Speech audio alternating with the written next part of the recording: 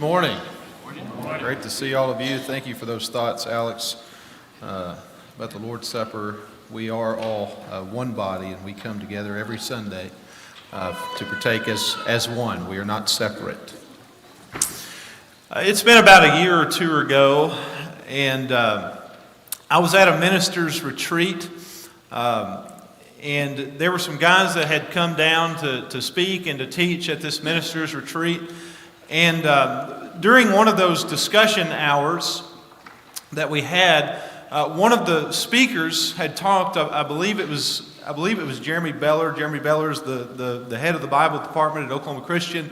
I think it was him that was speaking during this time, and he was talking about reaching our current culture and reaching a society that is thirsting for something and looking for something. And he had talked about how we are currently living in moments of hope and opportunity. And with what he had said something that really hit me as I was listening to him. He said, the world, social media, and even the news, he said they know a lot about what the church is against. He said, they know a lot about what the church doesn't approve of.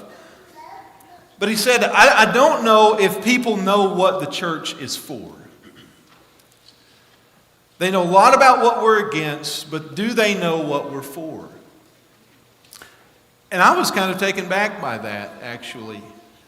And I think, as I started thinking about that a little bit more, I think to some degree he was right. I think at times the church may hit so hard on what we're against, but maybe not as much on what we're for. And I get it. We want to make sure that people know what isn't right according to God. We want to make sure that people know what is acceptable and what's not acceptable. But I think sometimes we spend a lot of time doing that and teaching about what we're against and how these people don't have it right, and here's what's wrong with this doctrine, and here's how you need to handle it. And again, I get it. I'm all for that. I think we do need to help people sift through what is true and what isn't. That certainly has its place. But I also believe that we could lean into a little bit more about what we're for also. A lot of times, what people hear often tends to shape their view of something. What they hear about something, either positively or negatively, can have an impact on how they feel about that thing. I think you have people in the world who can tell you exactly what the church is against. I think you have people like that. They can tell you that the church is against having instruments in our worship. They can tell you that the church doesn't allow for women to be preachers and elders. They can tell you that the church is against homosexuality and same-sex marriage. They can tell you that the church is against transgenderism and abortion and idolatry and adultery and drunkenness and sensuality and sorcery and greediness and foul language, theft and jealousy and all of those things. If you were to ask someone what they knew the church is against, that's a lot of what you would get back. Now, I'm not saying that there isn't a place to teach and preach on those things. Those are all biblical points, every single one of them. But if you were to ask someone the question, what do you know that the Church of Christ is for? What do you know that they are for? Do you think that they would be able to tell you as much about that? Do you think that they'd be able to tell you what the church is actually for? Maybe so, maybe not. But if not, why not? if we want to help reach a society that is spiritually drained, ridden with anxiety and longing for connection and hope and purpose, I think leaning into more about what the church is for and talking about those things with the people we interact with might help reach a spiritually thirsty society. Now understand again, I'm not saying that we throw everything out the window. That's not what I'm saying at all. I'm not saying we don't teach and preach and talk to people about doctrinal differences and what's right and what's not. I'm just saying maybe to help and reach people with what they're longing for, we uplift and we promote and we exalt the things that the church is for that people may not hear as much about. That's what I'm saying. So what is the church about? And what is the church for? What are we for? Not what we're against. What are we for? I think there's many things that we could talk about with this idea, but I did take 4 of them to talk about this morning. And really they're just things that I don't know that people really get a lot out in the world, in society, about us and about the church. And so the 4 things, the first one, I think one thing people need to know that the church is for is community. We are for community. We are absolutely for that idea, and we want community. We want people to be connected with one another. We want people to share their lives with one another. We're all about that. A lot of people today, especially younger people, are drawn to things where they can find connection and community. A lot of people crave that. A lot of people, they want that. They find meaning in that. They find purpose in that. They want to be a part of something where they feel that sense of community. And that is exactly what you see in the Bible. That's exactly what you see in Acts chapter 2. All of those new converts were together. They were spending time with one another, sharing their lives with one another, and it says that they had all things in common. They shared their meals together. They were in each other's homes. That right there, that's what the New Testament describes and part of what the church is about. The church is about and the church is for community. And that's exactly what people tend to be drawn to, belonging somewhere, being a part of something where they feel needed and wanted and cared about. That is absolutely something that we can promote and share with people, that the church isn't just about truth. The church is about where people are supposed to be able to find real community to share life with one another. That's what the church is about. It may not be everyone's experience. I understand that people have had different experiences and bad experiences with the church. I understand that. But I can say I have been blessed by community in God's church. I can say that. I've been blessed with meals when sick, or even when our children were born, with a meal train. I've been blessed with meals when, with prayers when absent from the body. I've been blessed with people inviting us over to their homes and spending time with them and eating with them and getting to know them. I've been blessed to be a part of home Bible studies and devotionals and singings, and on one occasion cramming together in somebody's 3rd floor apartment just so we could be together to have worship during a blizzard. That was fun. That was Denver. That was interesting. That was really fun. I've been blessed by community in the church. We are all for community in the church, the very thing that people are craving. And that's what we can promote more. We can talk to people about how we have that. How we strive to be that. We can show people that by bringing them along with us. We can be and tell people all about what we're for. We are for the community that you read about in the pages of Scripture. We're all about that. Another thing that I think we are for hope.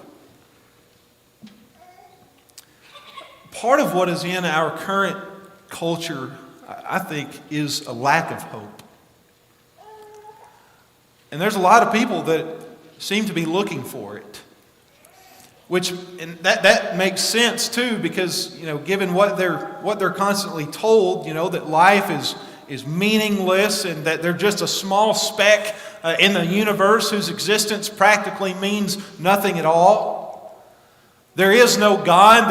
They're not here for any real purpose, only to try and find what makes them happy. That's a lot of what people are fed today in our culture. That's where we're at. People being told and taught that they practically amount to nothing. And yet what you see is people scratching and clawing for some kind of hope and purpose and meaning in this life. Go figure. When they're constantly told that, yet that's what everybody's looking for. But you know what's great? We have exactly what people's souls are starving for. We have the hope that people need.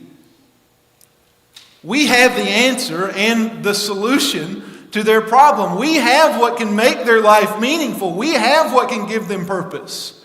And we have what can give them hope and peace in their life. We have exactly what can give them hope in this broken world, in their broken world. And maybe it sounds cliche, but we have the gospel of Jesus Christ. We do.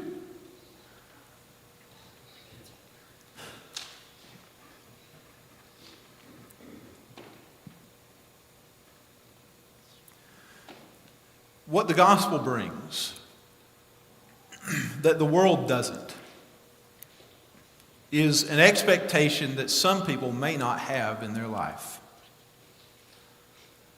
You see, we have something that we can give to somebody that gives them something to look forward to after this life.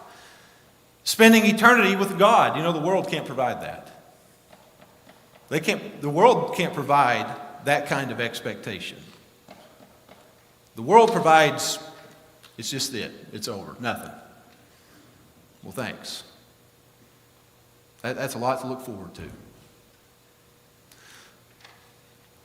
We are all for hope. We're all about hope that comes through a relationship with Jesus. We're not talking about putting our hope in humanism and everything that man has to offer. We're talking about putting our hope in God and everything that He has to offer. That's what we're talking about. So when you're talking to people about their life and they want to talk about purpose and they want to talk about meaning, or if they bring up things about how they feel empty inside or something like that, or that they feel hopeless, you tell them about the church.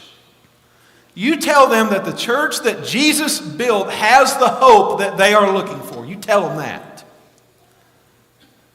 See, that hope isn't just ours to hold on to. It's meant to be handed to other people too, just like it was given to us. Okay? And I hope that we really do get opportunities to tell people that the church is all about hope. Let's tell people more about that. I also think that if there is an area that people may not know as much that the church is about, would be in the area of grace. There are people that think in the church, grace isn't something that we promote a lot. There are people that think that. That we're just all about what truth is, but not so much about what grace is. They think that the Church of Christ doesn't leave much room for grace. They're just all about trying to teach truth, and that we are seemingly graceless. maybe there's some validity to that. I think maybe in the past, maybe it hasn't been preached on as much, or it hasn't been acknowledged as much as some other topics. I'm going to go out on a limb and say that I know it hasn't, because whenever I and my fellow classmates were asked by our homiletics instructor, give me 3 passages on baptism, we were able to rattle them off pretty quick. He said, okay, give me 3 passages on grace. And we were humbled pretty quick. Nobody could give him one. He also did it with a couple of other topics, and we failed miserably at that as well. So maybe there is some truth to what people have heard.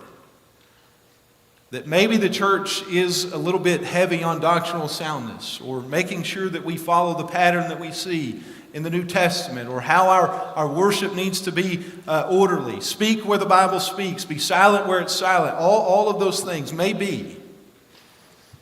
But I don't think we're graceless. I don't think we're graceless. I've heard plenty of sermons on grace. I'm sure you have too. Plenty of times. Have I heard it as often as the oneness of the church, or baptism, or church leadership? No, maybe not as often. And maybe it could be talked about a little bit more. But it doesn't mean that we're not for grace, because the church is absolutely for grace. And maybe that needs to get brought up more in our conversations with people. Maybe we need to tell people more about what we're for, and that we are 100% for grace.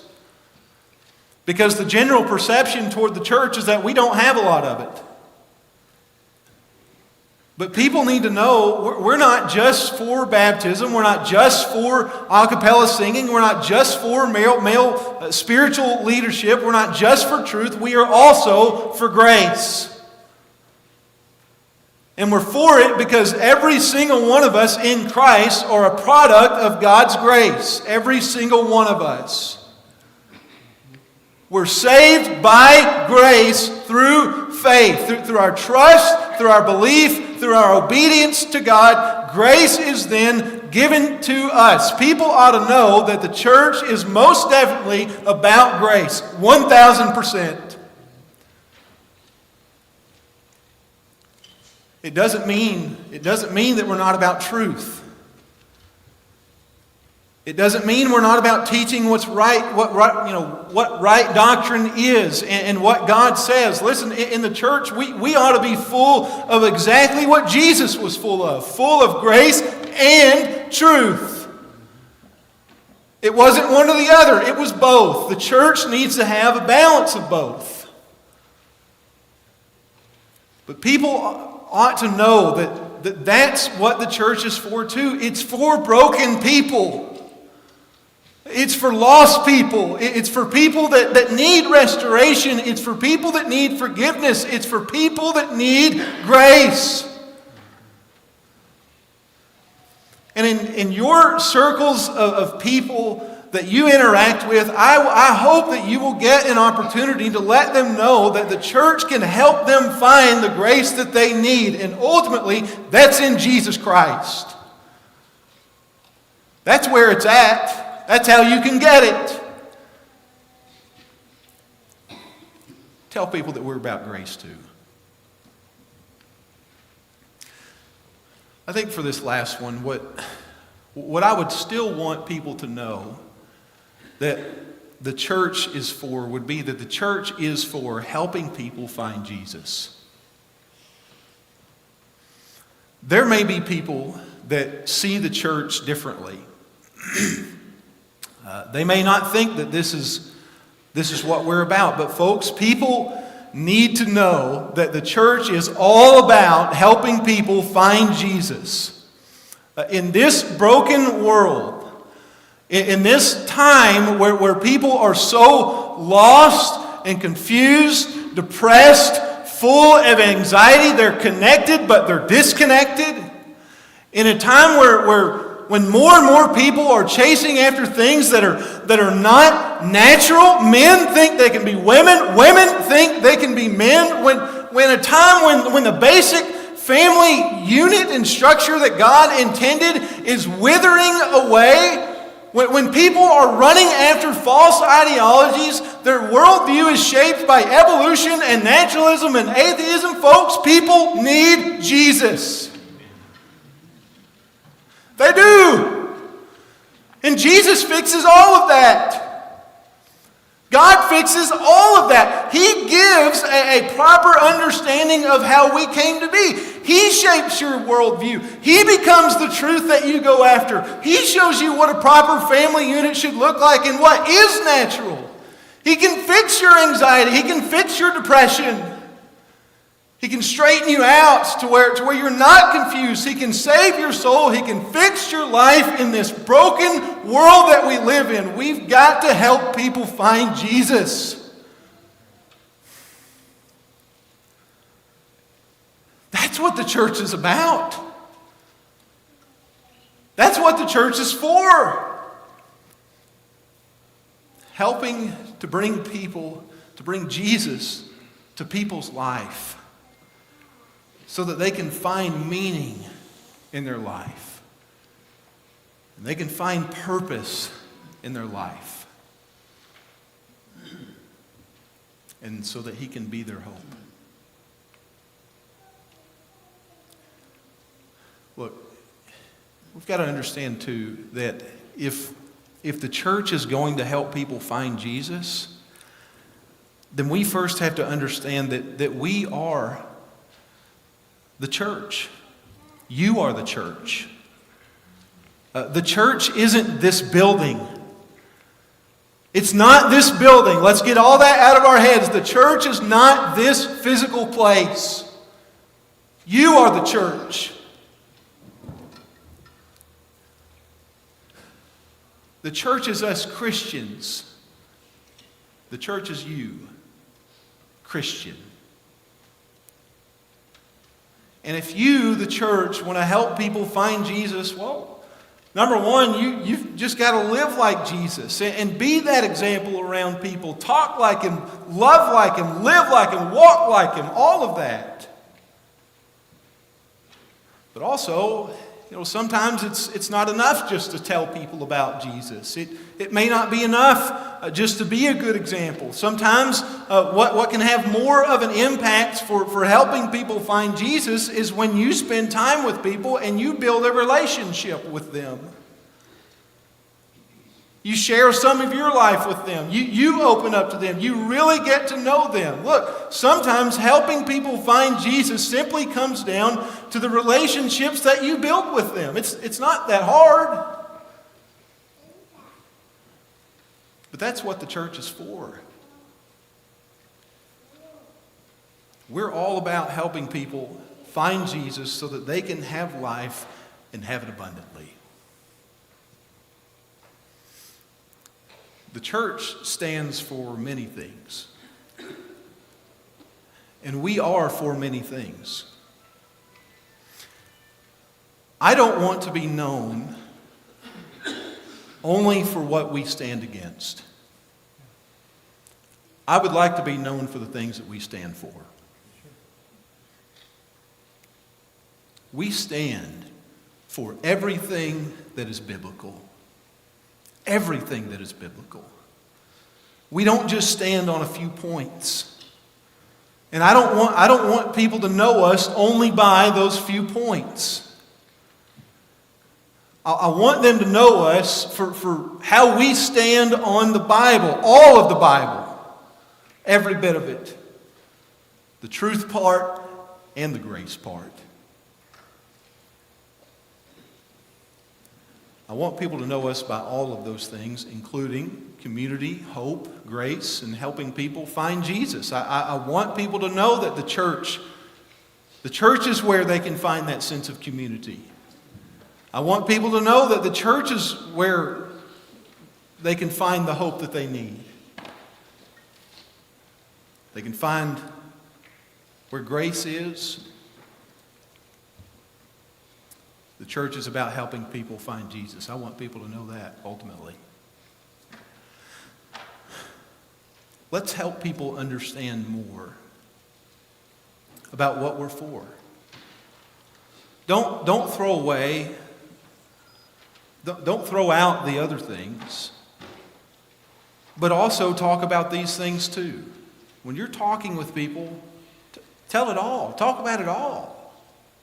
Yeah, we're for truth, but we're also for this too. Help them understand those things. And capitalize on this time when people might be a little bit more open for conversation. If you need anything this morning, you let us know. Let's have our invitation song. Thank you.